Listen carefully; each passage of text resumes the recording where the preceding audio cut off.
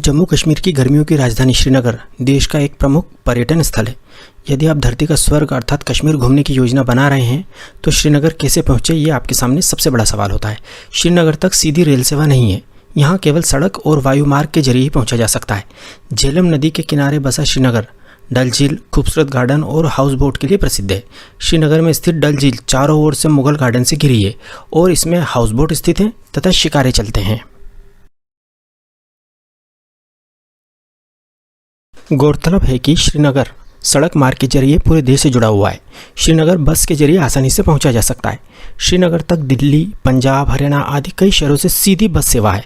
इसके अलावा जम्मू शहर से भी सीधी बस सेवा श्रीनगर के लिए है। सड़क के रास्ते अगर आप श्रीनगर जा रहे हैं तो आपको जम्मू होकर ही जाना होगा। श्रीनगर दिल्ली से लगभग 859 किलोमीटर दूर है तथा दिल्ली से श्रीनगर का बस का किराया लगभग 1250 रुपये है तथा 18 से 19 घंटे का समय यात्रा में लगता है। इसी प्रकार जम्मू से श्रीनगर 266 किलोमीटर दूर है तथा बस का किराया 230 रुपये है। बस द्वारा जम्मू से श्रीनगर पहुंचने में लगभग 7.5 से 8 घंटे का समय लगता है। सड़क मार्ग से श्रीनगर जाने में हालांकि समय ज़्यादा लगता है, लेकिन रास्ते में मिलने वाली प्राकृतिक खूबसूरती आपकी सारी थकान मिटा देती है। ऐसी अद्वितीय प्राकृतिक खूबसूरती का लुत्फ आप हवाई यात्रा में नहीं उठा पाएंगे। आप जम्मू तक ट्रेन से भी आ सकते हैं, परंतु जम्मू से श्रीनगर आपको बस या टैक्सी से ही जाना पड़ेगा क्योंकि श्रीनगर तक रेल सेवा नहीं है। श्रीनगर बस स्टैंड पर उतरने के बाद आप ऑटो रिक्शा या टैक्सी से आपकी होटल या हाउस बोट तक पहुंच सकते हैं। ऑटो रिक्शा का किराया बहुत कम होता है जो कि दूरी के आधार पर लिया जाता है। एरोप्लेन से श्रीनगर पहुंचना थोड़ा सा महंगा ज़रूर है, लेकिन सबसे बेस्ट तरीका यही है। श्रीनगर तक भारत के लगभग हर बड़े शहर से उड़ान सेवा उपलब्ध है। एरोप्लेन के जरिए दिल्ली से नॉन स्टॉप फ्लाइट से श्रीनगर पहुंचने में करीब 1.5 घंटा लगता है। यदि आप 2 से 3 महीने पहले फ़्लाइट का टिकट बुक करा लेते हैं तो दिल्ली से श्रीनगर का नॉन स्टॉप फ्लाइट का किराया केवल 2500 से 3000 रुपये पड़ता है। यदि आप 1 या 2 स्टॉप फ्लाइट चुनते हैं तो किराया और भी कम हो जाएगा। एरोप्लेन से जाने में आपका बहुत सारा समय बचता है और रास्ते में कोई परेशानी भी नहीं होती। यदि आपके साथ छोटे बच्चे हैं तो हमारा आपको सजेशन है कि आप फ़्लाइट के द्वारा ही श्रीनगर जाइए। Air Asia, Indigo, spice jet, Go Air, air India आदि एयरलाइंस दिल्ली से श्रीनगर के लिए प्रतिदिन कई उड़ानें संचालित करती हैं। श्रीनगर एयरपोर्ट पर उतरने के बाद आपको अपने होटल अथवा हाउस बोट तक जाने के लिए टैक्सी करनी पड़ेगी क्योंकि ऑटो रिक्शा तथा बस आपको एयरपोर्ट पर नहीं मिलेगी। श्रीनगर एयरपोर्ट से श्रीनगर सिटी अथवा डल झील तक का टैक्सी का किराया 700 से 800 रुपये है। आप यहाँ किराया कम करने के लिए बार्गेन नहीं कर सकते क्योंकि यहाँ टैक्सी यूनियन है तथा टैक्सी वालों की मोनोपोली है।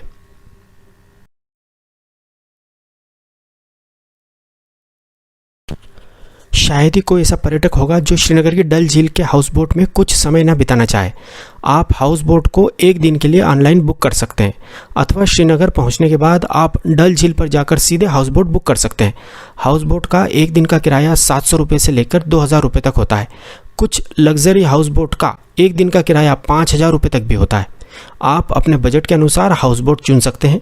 यदि आप ऑनलाइन हाउस बोट बुक करते हैं तो आपको किराया बहुत कम पड़ेगा क्योंकि ऑनलाइन साइट्स बहुत भारी डिस्काउंट देती हैं।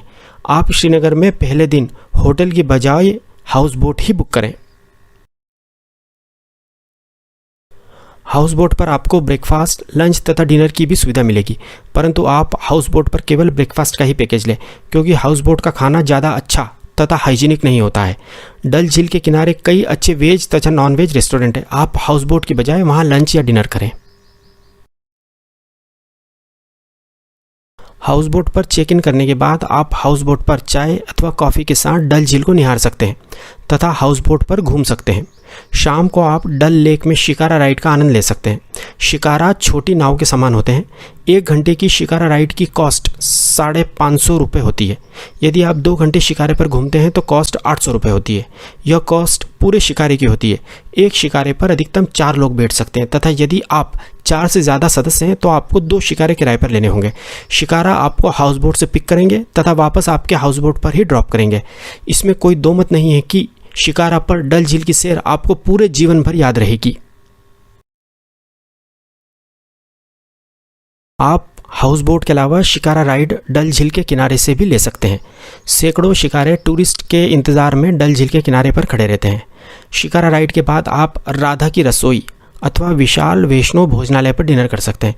यह दोनों रेस्टोरेंट वेजिटेरियन है, खाना बहुत स्वादिष्ट है तथा रेट भी रीजनेबल है। यह रेस्टोरेंट डल झील में हाउस बोट की श्रृंखला के पास स्थित है। रात में आप हाउस बोट से श्रीनगर की खूबसूरती निहारें, उसके बाद आप हाउस बोट में रेस्ट करें। इस प्रकार आपका खूबसूरत कश्मीर में पहला दिन समाप्त होता है। दूसरे दिन आप सुबह हाउस बोट पर ब्रेकफास्ट करें तथा अपना सामान पैक करें तथा पहलगांव के लिए प्रस्थान करें। हाउस बोट से आप नाव के द्वारा किनारे पर आएँ तथा किनारे पर सैकड़ों टैक्सी खड़ी रहती हैं। उनमें से एक को आप पहलगाम जाने के लिए बुक करें। श्रीनगर से पहलगाम की दूरी लगभग 152 किलोमीटर है तथा टैक्सी का किराया 2500 रुपये है। टैक्सी वाला आपको रास्ते में कई खूबसूरत साइट्स जैसे कि अवंतीपुर रुइंस दिखाता हुआ ले जाएगा। अवंतीपुर रुइंस 1100 साल पुराना राजा अवंती वर्मन द्वारा निर्मित भगवान विष्णु का मंदिर है। हालांकि यह मंदिर टूट फूट गया है, परंतु फिर भी देखने लायक है। पहलगांव पहुंचने में आपको 5 घंटे का समय लगेगा, इसलिए आप रास्ते में किसी अच्छे ढाबे पर लंच कर लें। आपकी टैक्सी का ड्राइवर आपको इस मामले में गाइड कर देगा। यदि आप श्रीनगर से 10 बजे सुबह पहलगांव के लिए निकलते हैं तो आप रुकते रुकते तथा सुंदरता का आनंद लेते हुए भी जाएंगे, तो भी आप 3 से 3:30 बजे तक आराम से पहलगांव पहुंच जाएंगे। यदि आपने पहले से होटल बुक कर रखा है तो आप वहां जाएं। यदि आपने ऑनलाइन होटल बुक नहीं किया है तो टैक्सी वाले की मदद से अपने बजट के हिसाब से 800 रुपये से 2000 रुपये पर डे का होटल बुक कर सकते हैं। इसके बाद आप पेमेंट देकर टैक्सी वाले को छोड़ दें तथा होटल में चेक इन करें। शाम की चाय या कॉफ़ी आप होटल के बाहर लान में बर्फीले पहाड़ों को देखते हुए पिए। यदि आपका मन करे तो आप होटल से बाहर वैली में टहलाएं। इसके बाद रात का खाना आप होटल में ही खाएं तथा रात में आराम करें। इस प्रकार आपका मैजेस्टिक कश्मीर में दूसरा दिन समाप्त होता है। तीसरे दिन सुबह पहलगांव में अपने होटल में ब्रेकफास्ट करने के बाद आप होटल से ही चंदनवारी, बेतवा वैली तथा अरू वैली के लिए टैक्सी बुक कर सकते हैं। इन तीनों स्पॉट्स को घुमाने का टैक्सी का किराया 1500 रुपये से 1800 रुपये के बीच है। पहलगांव से चंदनवारी केवल 15 किलोमीटर दूर है। चंदनवारी एक बहुत ही खूबसूरत स्पॉट है जहां से ऊंचे पहाड़, झूमते पेड़ और रंग बिरंगे फूल दिखते हैं। यदि आप यहां अप्रैल से अक्टूबर के महीने में आते हैं तो आपको वास्तव में लगेगा कि आप जन्नत में आ गए हैं। आप यहीं स्थित किसी ढाबे पर लंच करें। इसके बाद आप बेताब वैली जाएं। 1983 में एक बॉलीवुड रोमांटिक फिल्म आई थी जिसमें सनी देओल और अमृता सिंह एक साथ नजर आए थे।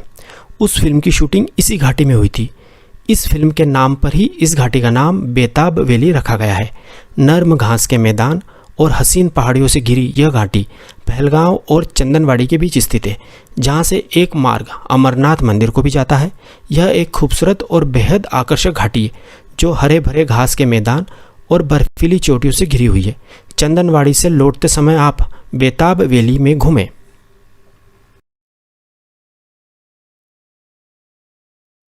बेताब वैली के बाद आप आरू वैली जाइएगा। आरू वैली एक महत्वपूर्ण पर्यटक स्थल है। इस वैली के बीचों बीच एक नदी है जिसके किनारे आरू गांव बसा हुआ है। यहाँ आप हॉर्स राइडिंग, ट्रेकिंग आदि कर सकते हैं। इस वैली में आकर आपको स्विट्ज़रलैंड जैसा अनुभव होगा तथा आपका मन इस वैली से वापस जाने का ही नहीं होगा। आपका मन करेगा कि आप इसी गांव में बस जाएं। आरू वैली में आपको चाय नाश्ते की दुकानें भी मिल जाएंगी। आरू वैली के बाद आप पहलगांव घूमते हुए अपनी होटल में आ जाएं तथा रात का डिनर अपनी होटल में ही करें।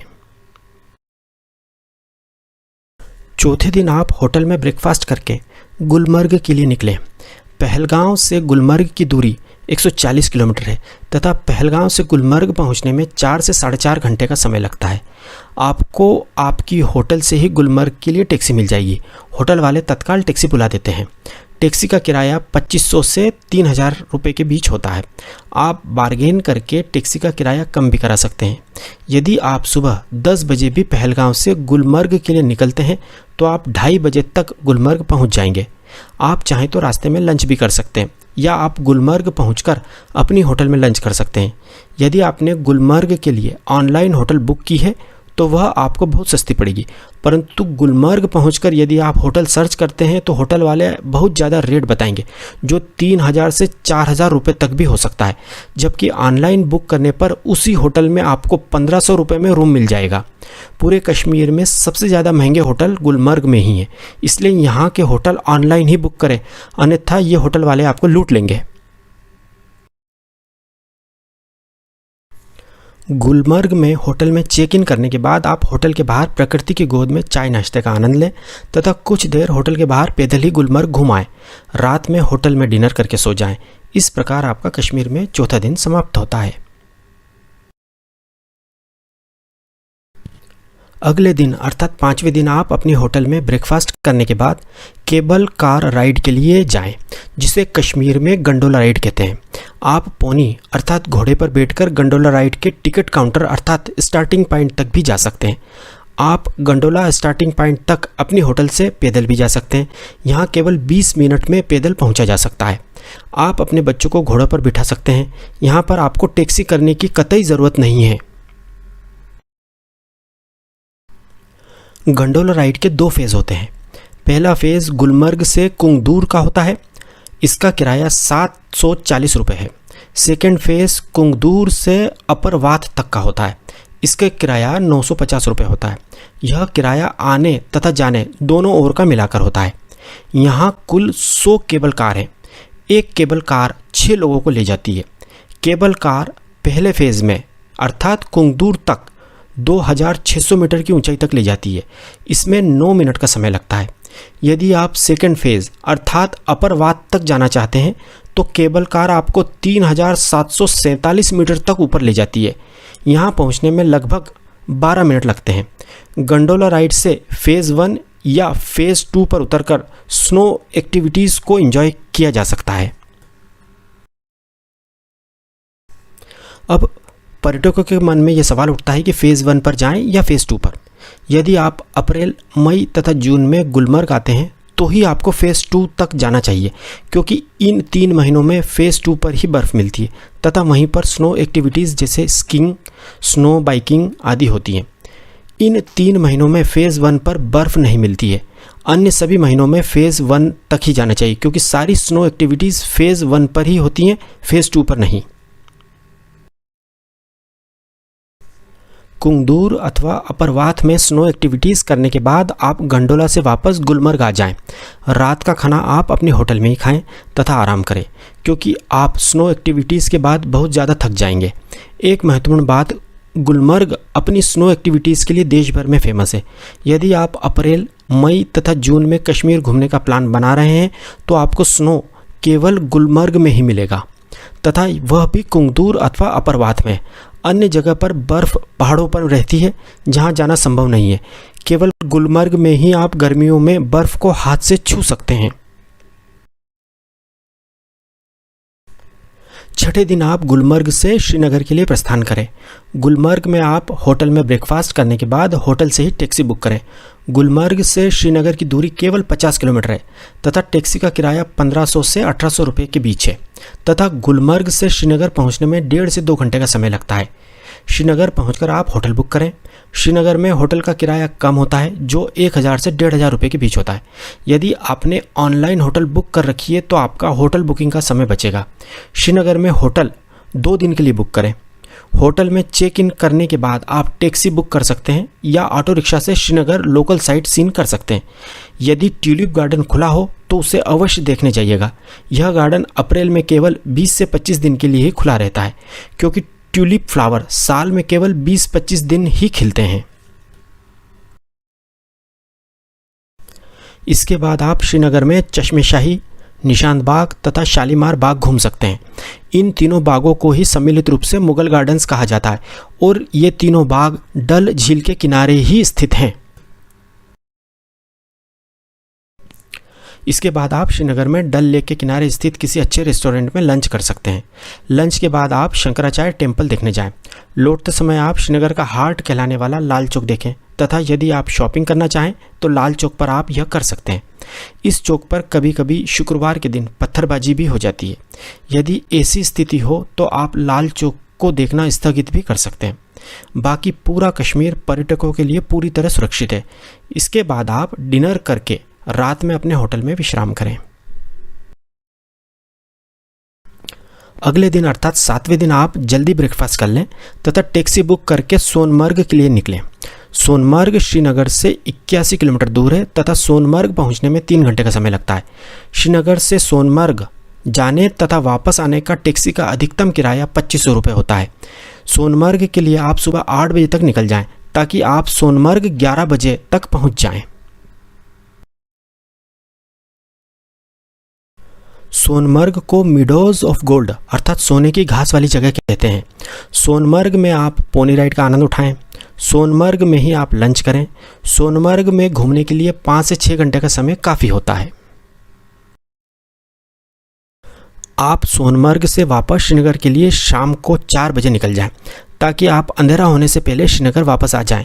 सोनमर्ग से श्रीनगर का रास्ता रात में बहुत ज़्यादा सेफ नहीं है। यदि आप ज़्यादा घूमना चाहते हैं तो सुबह श्रीनगर के होटल से और जल्दी सोनमर्ग के लिए निकलें। सोनमर्ग से वापस आने के बाद रात का खाना आप श्रीनगर में अपनी होटल में खाएं अथवा आप डल लेक के किनारे स्थित रेस्टोरेंट में भोजन करें। रात में अपनी होटल में विश्राम करें। अगले दिन अर्थात 8वें दिन सुबह का ब्रेकफास्ट करके आप होटल से चेकआउट करें तथा टैक्सी के द्वारा एयरपोर्ट अथवा रिक्शा के द्वारा श्रीनगर बस स्टैंड पर आ जाएं। होटल से एयरपोर्ट वापस जाने का टैक्सी का किराया 700 रुपये होता है। यदि आप फ्लाइट से दिल्ली या कहीं और जा रहे हैं तो एयरपोर्ट पर अपने गंतव्य स्थान के लिए बोर्डिंग करें। यदि आप बस से जा रहे हैं तो श्रीनगर से जम्मू के लिए बस का टिकट ले लें तथा वापस अपने घर की जर्नी एंजॉय करें।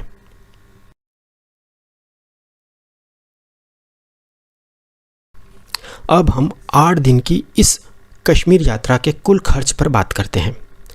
4 लोगों का दिल्ली से श्रीनगर तथा रिटर्न श्रीनगर से दिल्ली का फ़्लाइट का किराया 20,000 रुपये।